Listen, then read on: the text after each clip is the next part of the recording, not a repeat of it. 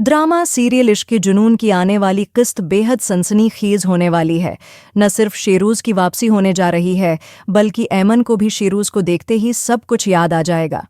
ताहिम असल धमाकी तब होगा जब ऐमन अगवा हो जाएगी। अब सवाल ये है कि आखिर उसे अगवा करने वाला कौन होगा। आज हम आपको यही बताएंगे। अगर आपने अभी तक हमारा चैनल सब्सक्राइब नहीं किया तो फौरन कर लें।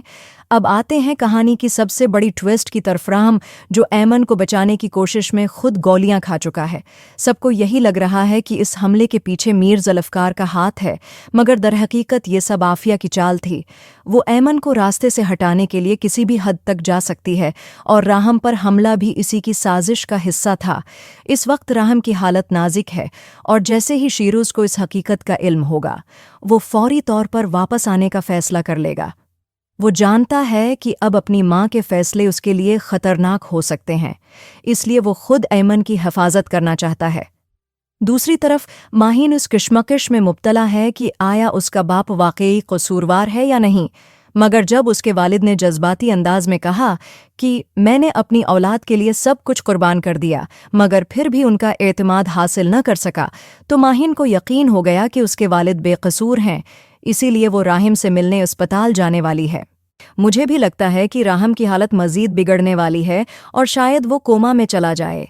इसी वजह से वो होश में नहीं आएगा, और इसी दौरान कराची पुलिस भी उस केस की तफ्तीश के लिए अस्पताल पहुंच जाएगी। पुलिस अफसर ऐमन से सारा वाक़या पूछेगा और कहेगा, आप हमें सच सच बताएं, क्या राहम पर किसी ने जानलेवा हमला किया था, या फिर ये महज एक हादिसा था? क्योंकि राहम तो बेहोश है, लेकिन आप इस वक्त वहाँ मौजूद थीं, इसलिए आप ही हमें असल हकीकत बता सकती हैं। ये सुनकर ऐमन पुलिस को सब कुछ बता देगी और कहेगी, हमला दरअसल राहम पर नहीं बल्कि मुझ पर किया गया था। राहम तो दौड़ खड़ा फ़ोन पर बात कर रहा था, जबकि मैं हमला आवर के सामने खड़ी थी। उसने गोली मुझ पर चलाई थी, मगर जैसे ही राहम ने चीख कर मुझे बुलाया और मेरी तरफ दौड़ा, गोली उसे लग गई। ये सुनते ही पुलिस अफसर चौंक जाएगा और कहेगा, तो उसका मतलब ये हुआ कि राहम ने आपकी जान बचाने के लिए अपनी जान खतरे में डाल दी? क्या आपको यकीन है कि हमला आवर का असल निशाना आप ही थीं, राहम नहीं? ऐमन पूरे यकीन के साथ जवाब देगी, हाँ, मुझे 100% यकीन है कि हमला आवर मुझे ही मारना चाहता था, लेकिन राहम ने मुझे बचाने के चुकर मैं खुद गोली खा ली। ये सुनकर पुलिस अफसर को सारी कहानी समझ आ जाएगी। मुमकिन है कि इसी लम्हे ऐमन ये भी बताए कि गाड़ी का टायर पंक्चर होने की वजह से ड्राइवर मौका से फरार हो गया था, जिसके बाद पुलिस वाले को शक हो जाएगा कि ये सब एक बड़ी साजिश का हिस्सा है। अब पुलिस ऐमन के केस को दोबारा खोलने के लिए तैयार हो जाएगी, क्योंकि वो जानती है कि ऐमन का कज़न, जिसने पहले उसे मारने की कोशिश की थी, वो तो पहले ही जेल में है। उसका मतलब यही निकलता है कि ऐमन को मारने वाला कोई और है। माहीन भी बलाखिर अपने जज्बात पर काबू न रख सकी और राहम से मिलने के लिए घर से निकल पड़ी। जैसे ही वो अस्पताल पहुंची, उसने मेहतात तरीके से ऐमन से छिपते छिपाते राहम के कमरे में दाखिल होने का रास्ता बना लिया। जैसे ही माहीन की नज़र राहम की बिगड़ती हुई हालत पर पड़ी, वो सकते में आ गई। इसने कभी नहीं सोचा था कि इंतकाम की आग में झलसते झलसते वो इस हद तक पहुंच जाएगी कि जिस शख्स के लिए उसका दिल कभी धड़कता था, वो मौत के दहाने पर होगा। इसी लम्हे माहीन के अंदर का इंतकाम ख़त्म हो गया। माहीन किसी को शक में डाले बगैर फ़ौरन कमरे से बाहर निकल गई, ताकि कोई उसे राहम के पास देख न ले। मगर लगता है कि उसके अंदर कुछ टूट चुका था। क्या वो राहम से छिप छिप कर मिलती रहेगी?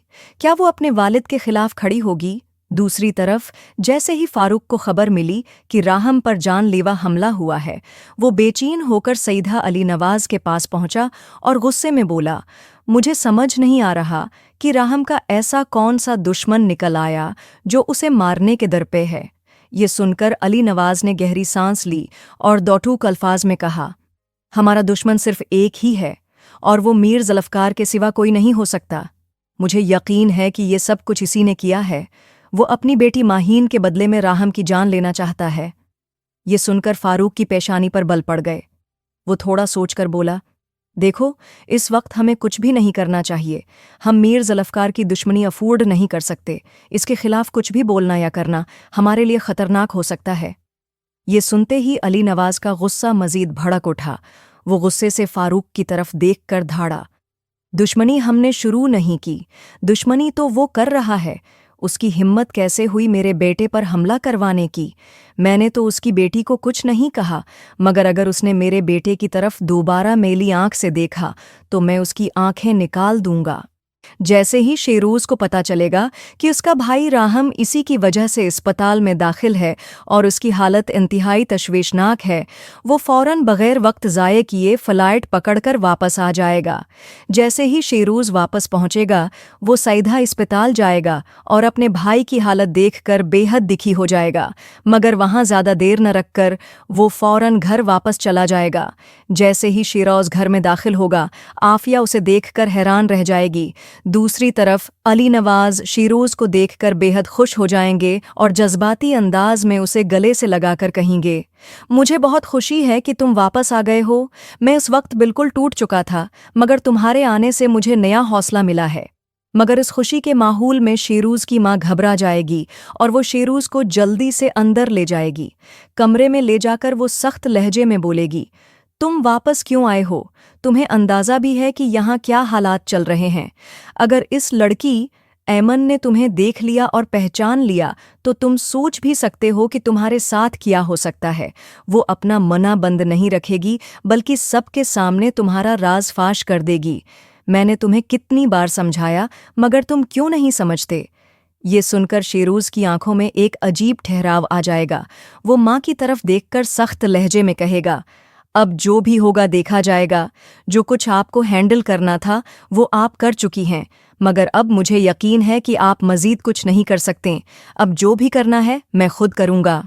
जैसे ही ऐमन वापस आएगी और शेरोज को अपने सामने देखेगी, वो शदीद हैरत में मुब्तला हो जाएगी, मगर लगता है कि अभी उसे कुछ भी याद नहीं आएगा, या फिर शायद कुछ धंधली झलकियां उसके जहन में आएं, जिसके बाद वो बेहोश हो जाएगी। यही वो लम्हा होगा जिसका शेरोज को इंतज़ार था। वो ऐमन के बेहोश होने का फ़ायदा उठाकर उसे अगवा कर लेगा। शेरोज ऐमन को ले जाकर किसी और फ्लैट में कैद कर देगा, क्योंकि अभी राहम होश में नहीं है, और जब तक राहम होश में नहीं आता कोई भी ऐमन को नहीं बचा सकता। अब लगता है कि शेरोज ऐमन को कत्ल करने की भी कोशिश करेगा, क्योंकि अब वो अपनी माँ आफिया पर भरोसा नहीं कर सकता। वो जानता है कि उसकी माँ जब भी कुछ करती है सब कुछ बिगाड़ देती है। इसीलिए उसने फैसला कर लिया है कि अब वो खुद अपने हाथों से ये सब खत्म करेगा। क्या ऐमन बच पाएगी? क्या ऐमन शेरोज के चंगल से फरार हो सकेगी? क्या राहीम होश में आकर ऐमन को बचाने आएगा, या फिर शेरोज अपने इरादे में कामयाब हो जाएगा? आपका क्या ख्याल है? अपनी राय कमेंट में ज़रूर दें। ऐसी मज़ीद सनसनीखेज़ अपडेट्स के लिए हमारे चैनल को सब्सक्राइब करना न भूलें।